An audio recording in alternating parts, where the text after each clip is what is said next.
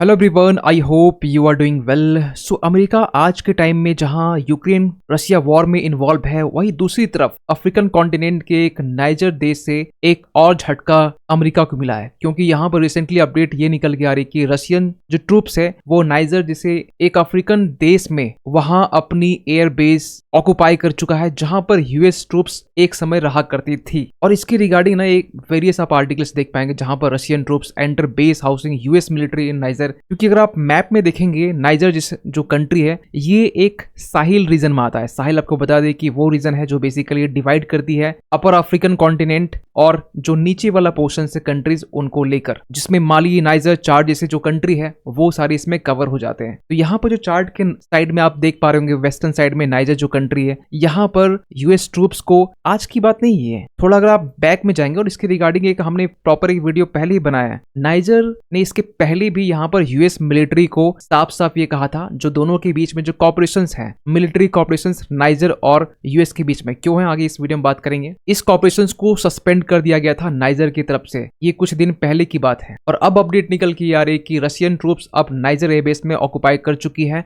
जहां पर US troops रहा करती थी। देखिए, और इसको लेकर ना यूएस ने भी कंफर्म कर दिया है कि रशियन फोर्सेस डिप्लॉय हो चुकी है सेम नाइजर एयरबेस जहां पर है वहीं पर। और आज के टाइम में ना अमेरिकन ट्रूप्स लगभग नाइजर में 1000 मिलिट्री पर्सनल है जो बेसिकली एक पर्पस से यहाँ आए थे 2018 का टाइम में, क्योंकि 2018 का टाइम में इन्होंने यहाँ पर ये सोचा कि यहाँ पर जो टेररिज्म है, जो इंसर्जेंट ग्रुप है, इनसे फाइट करना है नाइजर के साथ मिलकर। लेकिन यहाँ के लोग अपसेट हैं इसलिए क्योंकि ये सारे जो प्रॉब्लम्स है अभी तक भी सॉर्ट आउट नहीं हुए हैं। और इसके पहले भी आपने देखा होगा जब चार्ड गवर्नमेंट ने ये थ्रेट किया यूएस को कि अपनी मिलिट्री आप यहाँ से ले जाओ, ये कुछ दिन पहले की बात है। ये देख सकते हैं 18 अप्रैल का बेसिकली आर्टिकल्स हैं। और चार्ड वही कंट्री है बेसिकली जहां पर नाइजर के जस्ट बगल में ये जो पूरा पैटर्न है ना, आपको पहले भी समझाया था, इन शॉर्ट आपको समझाते हैं। ये देखा जा रहा है कि बेसिकली इसके पीछे रीजन क्या है कि यूएस ट्रूप्स को बाहर निकाला जा रहा है। एक तो सबसे बड़ा रीजन ये पैटर्न नाइजर जैसे देश में जहां पर पिछले साल ही मिलिट्री को हुआ था, जहां पर जो गवर्नमेंट है उसे उखाड़ कर फेंक दिया गया था और उसके बाद मिलिट्री को होने के बाद में नाइजर से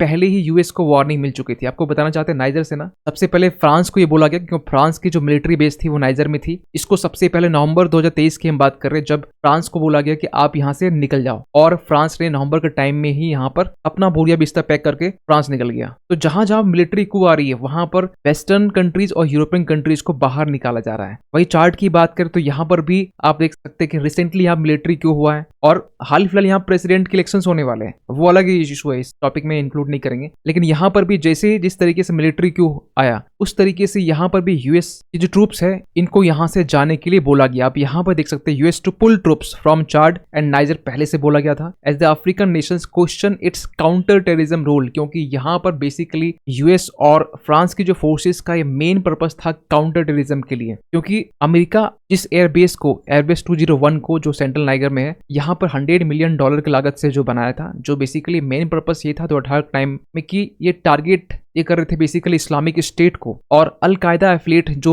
जमात नुसरत अल इस्लाम वल मुस्लिमीन है, इन शॉर्ट JNIM कहते हैं फाइटर्स, उनके साथ में फाइट करने के लिए। लेकिन ये सारी चीजें जिस तरीके से सक्सेसफुल होनी चाहिए उस तरीके से देखा नहीं गया। यहाँ पर अभी भी इंसर्जेंट ग्रुप एक्टिव है, आज भी इस्लामिक मिलिटेंट्स साहिल रीजन में एक कंसर्न बना हुआ है। तो इसको लेकर ना एक जियोपॉलिटिकल बैटल हमें देखने को मिल सकती है रशिया और यूएस के बीच में। वैसे ऑलरेडी प्रॉक्सी वॉर तो चलती रहती है, क्योंकि अब ना नाइजर जैसे देश, चार्ट जैसे देश, यहाँ पर वेस्टर्न कंट्रीज, यूरोपियन कंट्रीज को अब नापसंद किया जा रहा है। और इसके पीछे ना रीजन ये है कि यहाँ के जो लोग हैं जिस तरीके से परेशान थे यहाँ के इंसर्जेंट ग्रुप से, टेररिज्म से, ये चीजें शॉर्ट आउट अभी तक नहीं हो पाई है। अब यहाँ पर यहाँ के जो लोग हैं बिलीव कर रहे रशिया के ऊपर में, और यहाँ पर एक लंबे टाइम से जो बात चल के आ रही थी कि बेसिकली ये अगस्त का आर्टिकल से जब यहाँ पर ये बातें निकल के आ रही थी उस समय से ही रशिया को इन करना है, फ्रांस को आउट करना है। और डेफिनेटली यहाँ पर जो नवंबर का टाइम होता है वो फ्रांस निकल के चला भी जाता है। तो अगर हम बात करें रशिया की, तो रशिया का एक वैगनर ग्रुप है जो एक प्राइवेट आर्मी की ग्रुप है, जिसको एक टाइम में लीड किया करते थे प्रिगोजिन, जो लास्ट ईयर ही यहाँ पर हेलीकॉप्टर क्रैश से मारा गया था। तो वैगनर ग्रुप की जो प्रेजेंस है आज के टाइम में ना, ये बेसिकली लेटेस्ट डेटा है फरवरी 2023 का। आज के टाइम में अफ्रीकन कॉन्टिनेंट में देखेंगे तो आपको जहां बेसिकली डार्क आपको दिखाई दे रहा है। यहाँ पर मिलिट्री, इकोनॉमिक, पॉलिटिकल दोनों तरीके से यहाँ पर रसिया का दबदबा है। जहां पर डार्क रेड आपको दिखाई दे रहा है, यहाँ मिलिट्री एंड पॉलिटिकल स्टैब्लिशमेंट आपको देखने को मिल सकता है। और लगभग अफ्रीकन कॉन्टिनेंट में अगर आप बात करें तो लगभग यहाँ पर इकोनॉमिक पॉलिटिकल रिलेशन जो है अफ्रीकन कॉन्टिनेंट के साथ में है। और रिसेंटली माली जैसा जो देश है ना, इनके साथ में रशिया का एक रिलेशन रिसेंटली बिल्ड हुआ है। और दूसरा सबसे बड़ा फैक्टर ये है कि रशिया ने रिसेंटली अनाउंस किया था कि वीजा फ्री ट्रेवल एग्रीमेंट के लिए किनके साथ में, तो एशियन जो कंट्री है, अफ्रीकन कंट्री भी यहाँ पे इंक्लूड था और साथ ही साथ यहाँ पर मिडिल ईस्टर्न कंट्रीज भी यहाँ पे इंक्लूड था। तो इस कारण जो अफ्रीकन कॉन्टिनेंट के जो देश है, यहाँ रशिया जाना इजी हो जाता है। और एक सबसे बड़ा रीजन माना जाता है, खासकर यहाँ के जो लोग हैं रशिया की एंट्री को पसंद कर रहे हैं। लेकिन एक सवाल और निकल के आ रहा है कि ईरान का क्या इन्वॉल्वमेंट है। देखिए, कहा यह भी जा रहा है कुछ एक्सपर्ट ग्रुप कि ईरान बेसिकली आज के टाइम में अफ्रीका में वेपन्स ट्रेड्स और जो यूरेनियम है, ये कहीं ना कहीं इनको लेकर डील चल रही है। और एक लंबे टाइम से देखा जाए ना, तो सुदान जैसे देश हो गया, साउथ सुदान के जस्ट आप इधर जाएंगे तो इनके साथ भी यहाँ पर ईरान का जो रिलेशन है वो बहुत अच्छा माना जाता है, क्योंकि इनके साथ में एक लंबे टाइम से वेपन्स की डील चल रही है। और रिसेंटली आपने ये भी देखा होगा कि नाइजर कंट्री, वही नाइजर कंट्री की बात करें जहां पर रशिया को बाहर निकाला जा रहा है, सॉरी यूएस को बाहर निकाला जा रहा है, इनके साथ में 300 टन ऑफ यूरेनियम की डील साइन हुई है। अब क्यों साइन हुई है इसके डेप्थ में हम जाना नहीं चाहते हैं, लेकिन यूएस वही दूसरी तरफ ये कह रहा है कि जो चार्ट जो देश है जहां पर रिसेंटली बाहर जाने के लिए कहा गया यूएस ट्रूप्स को, यहाँ पे ये कहा जा रहा है कि US says it will return for talks to keep troops in the country. यहाँ पर फिर से वो यहाँ की जो ट्रूप्स हैं इनसे बात करेंगे जो जुनता है, और फिर से अपने ट्रूप्स को चार्ट में रखने की बात आगे कर सकते हैं। लेकिन इन सब के बीच में इंडिया का क्या रोल बनता है। देखिए, इंडिया का आज के टाइम में जो रोल है ना, जिस तरीके से रशिया और यूएस प्ले करते हैं, वैसा भारत का रोल नहीं है। भारत एक लंबे टाइम से ग्लोबल साउथ का आवाज बनने की कोशिश कर रहा है और कहीं के लीड भी करता है इंडिया। और इसके लिए यहाँ पर जो अफ्रीकन कॉन्टिनेंट है, पूरा जो अफ्रीका देश है, वो एक हार्ट में है। आप यहाँ पर देख सकते हैं why India must put Africa at the heart of the it's global south